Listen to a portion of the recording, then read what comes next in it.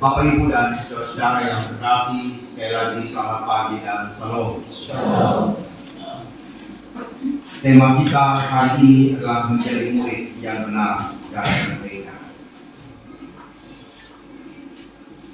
Semua orang percaya sejatinya adalah murid Kristus.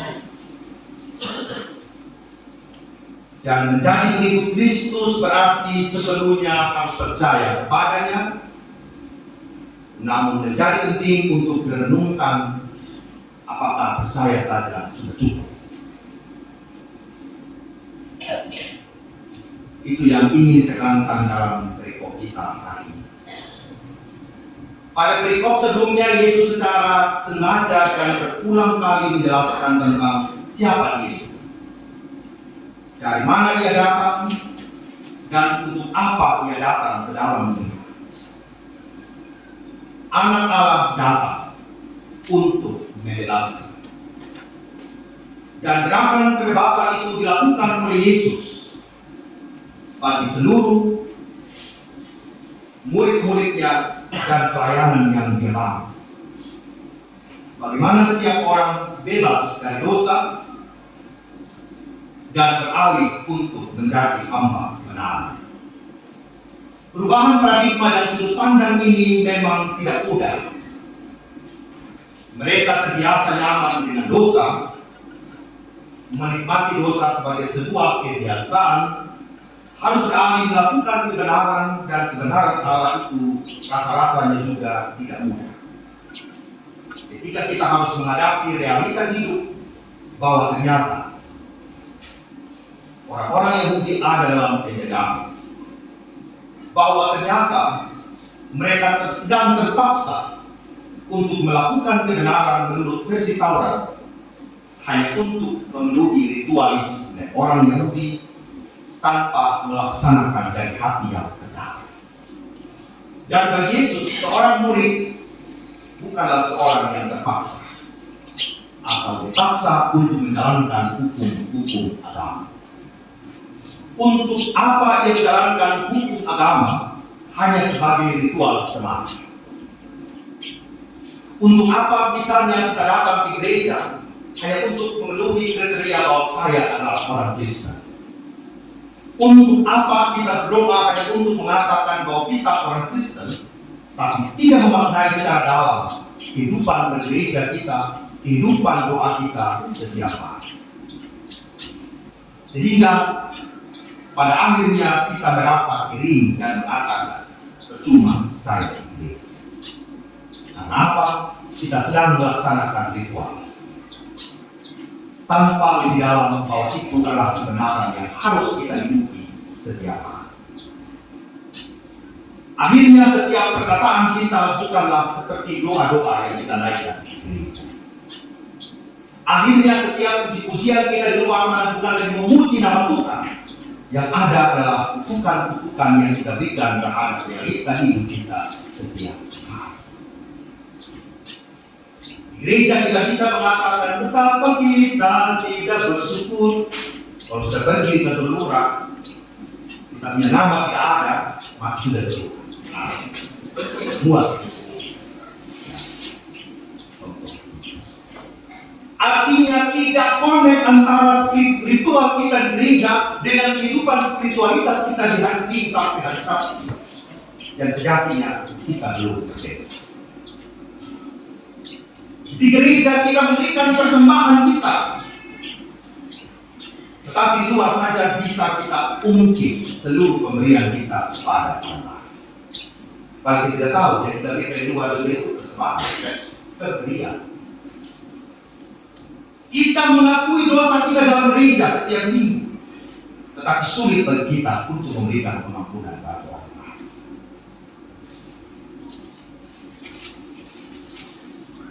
Kita menyanyi, kita menghayati lagu kadang sampai menangis, sampai terharu. Tapi apakah lagu-lagu itu juga menghidupi seluruh liturgi kita? Jadi di gereja ini pemahaman kita teribadah, dikenal. Itu lima Senin sampai Sabtu itu namanya liturgi. Keseharian kita, pengabdian dia terhadap hidup ini, itu liturgi yang sejati. Yang kita gunakan setiap hari Minggu ini adalah tata ibadah. Liturgi yang baru setelah kita pulang. Tapi rasa-rasanya memang kita harus belajar bagaimana kebenaran itu memerdekakan kita sebagai murid. Kita mencoba untuk melihat bahwa kita ada dalam 4 zona. Yang pertama, zona nyaman atau comfort zone. Zona nyaman ini di mana kita merasa nyaman dan dikontrol oleh keadaan kita. Tidak peduli apakah itu baik atau jahat, apakah itu bermoral atau tidak bermoral. Dari zona nyaman, zona yang pertama, comfort zone ini, kita nyaman saja kalau kita mati semua. Kita nyaman saja kalau kita tidak pergi gereja. Kita nyaman saja sebagai pengikut Kristus kalau kita iri dengki kepada orang lain. Bagi kita, kebenaran itu nomor 1. Bagi saya pahami adalah leha-leha di rumah itu menyenangkan. Pagi-pagi dari ibu pergi laut itu menyenangkan. Saya pergi sambung ayam, pokok ayam saat orang di gereja itu menyenangkan. Karena kita sedang ada dalam zona yang paling nyaman, versi kita. Jadi versi yang tadi tertunjuk di baru katakan kamu harus merdeka dari dosa dan segala macam itu tidak ada dalam diri. Saya nyaman sebagai hamba dosa. Tanpa kita sadar, di zona inilah kekeringan spiritualitas kita sedang menggerogoti hidup kita. Tadi pagi saya masih nonton berita. Di Afrika sana ada guru Sahara. Guru Sahara ini makin tahun dia makin melebar guru. Sehingga sekarang ini Afrika semua dari Senegal, seterusnya itu di Afrika sana, mereka sedang membangun pagar hidup. Jadi pagar hidup itu berupa hutan dari arah Sabang di Aceh sana sampai di Merauke, dari Merauke ke Kalimantan ini besar, panjang sekali. Mereka sedang membuat jalur hijau untuk menahan dan sampai pasir di gurun itu terus melebar, menguasai daerah-daerah pertanian mereka, daerah-daerah pemukiman mereka di Afrika sana. Bapak Ibu, kalau zona nyaman ini makin terlebar, berarti kita sedang mengalami kekeringan dalam kehidupan rohani. Lebih besar hal yang buruk yang terjadi dalam diri kita daripada hal-hal kebaikan yang kita rasakan. Jadi Bapak Mama, kalau ketemu orang yang ngomel dari pagi sampai malam hari, perhatikan. Sejatinya kita bukan menghakimi, tapi kita sedang terkondisikan diri. Kalau seorang kepala keluarga sedang mengalami bersungut-sungut saja setiap hari, seorang ibu rumah tangga melihat bangun pagi hanya emosi tok yang ada di hati, sebenarnya dia sedang ada di zona nyaman bersihnya.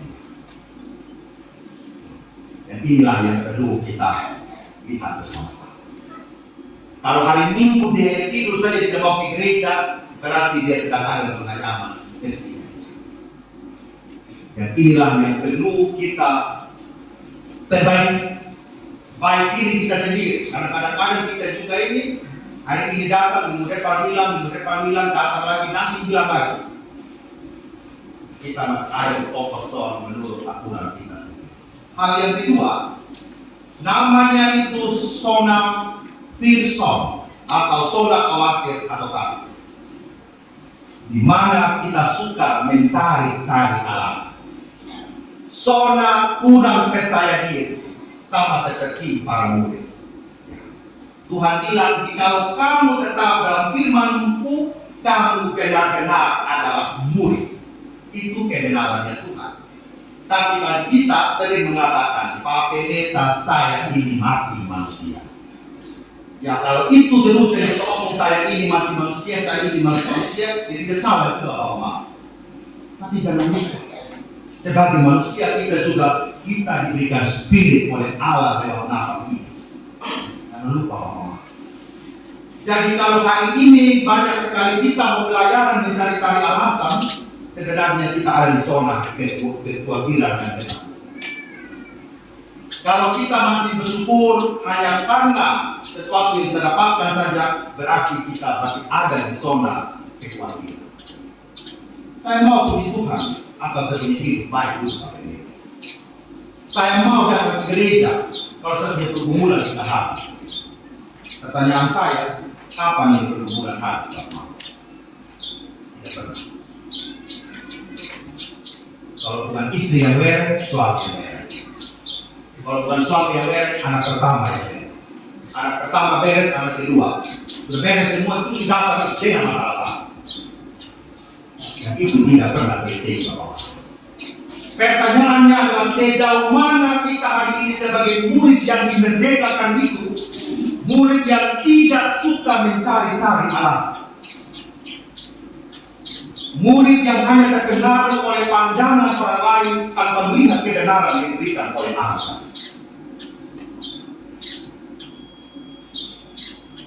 Dan seringkali itulah yang terjadi dalam kehidupan kita sebagai anak-anak. Kenapa tidak mau terjadi?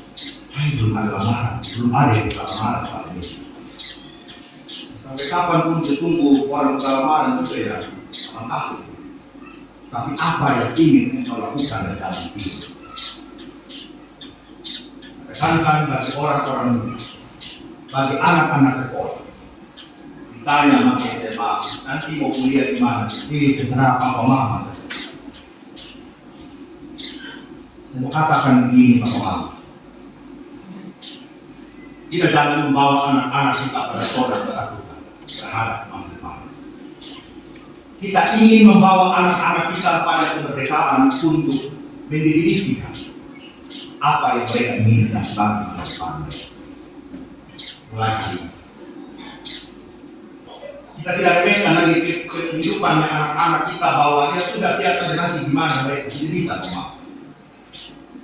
Ketika seseorang tidak berencana dalam hidup ini, berarti dia sudah berencana untuk biasakan dari SD, SMP, SMA, mau dengan anak, mau kemana sebenarnya. Supaya kita orang tua itu berpikir, kalau dia kuliah, berarti dia butuh kuliah. Pilihan banyak kali ini. Kamu universitas terbuka ada, kamu kuliah di Sumba ini ada, kamu kuliah di Sumba Barat sana, Sumba Tengah sana, Sumba Barat sana ada, kamu kuliah di mana saja, hari ini terbuka. Kita tidak mau menciptakan generasi manuara yang suka mencari-cari alasan. Kita harus menemukan anak-anak yang keluar dari zona kekhawatiran dan ketakutan. Menjadi murid dalam kebenaran, kita masuk dalam zona yang ketiga, zona belajar atau learning zone, di mana kita berani hadapi tantangan.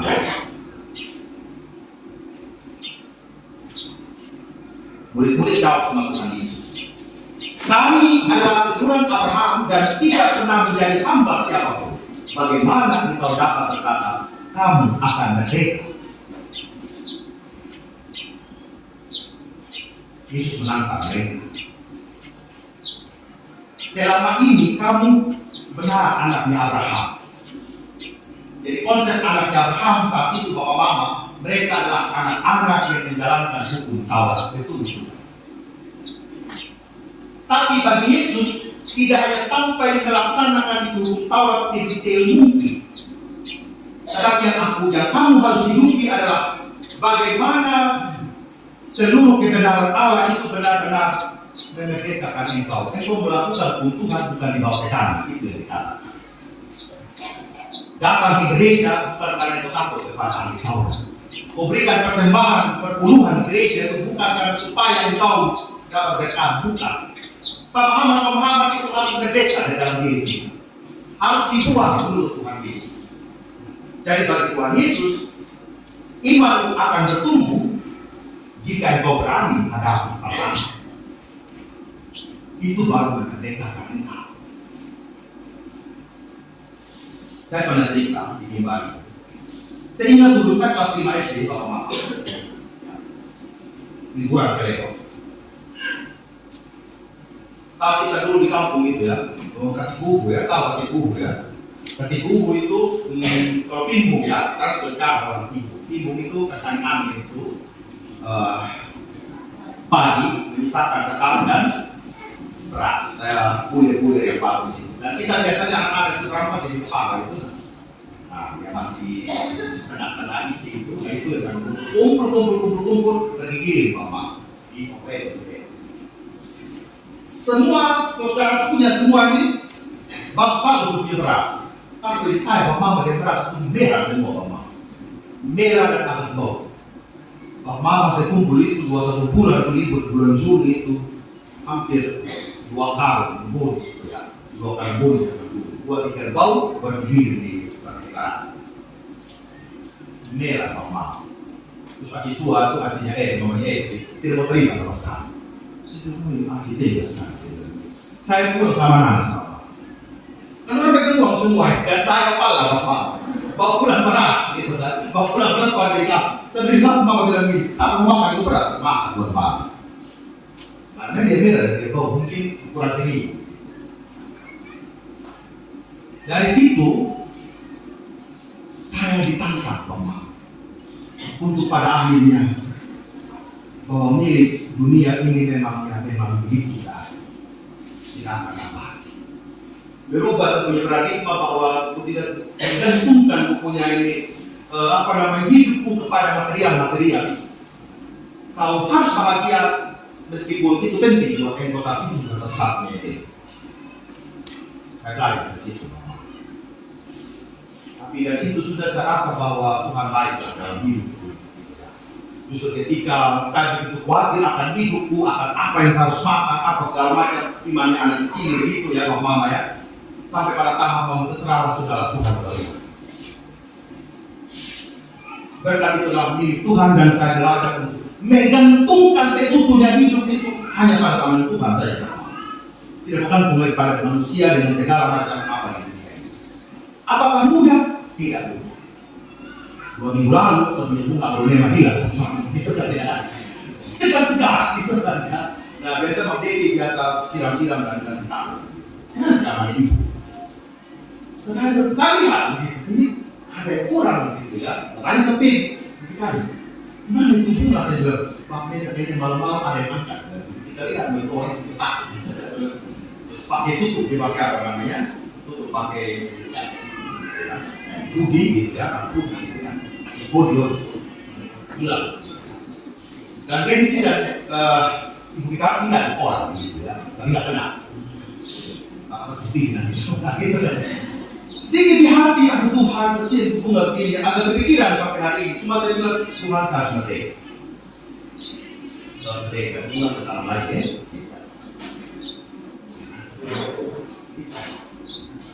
Karena kalau kita kepikiran, kita sedang tidak bertumbuh Bapak Mama. Kita hanya sedang menghadapi tantangan dan tantangan itu kita harus atasi.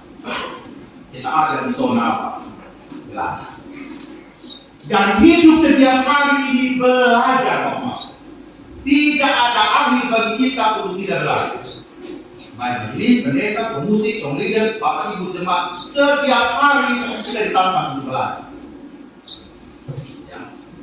Malam Bapak Joker sharing di PA, nggak tahu 5 juta makhluk itu ternyata. Saya bilang begini bahwa semakin kita ada bersama dengan Tuhan rasanya tantangan dan keiman.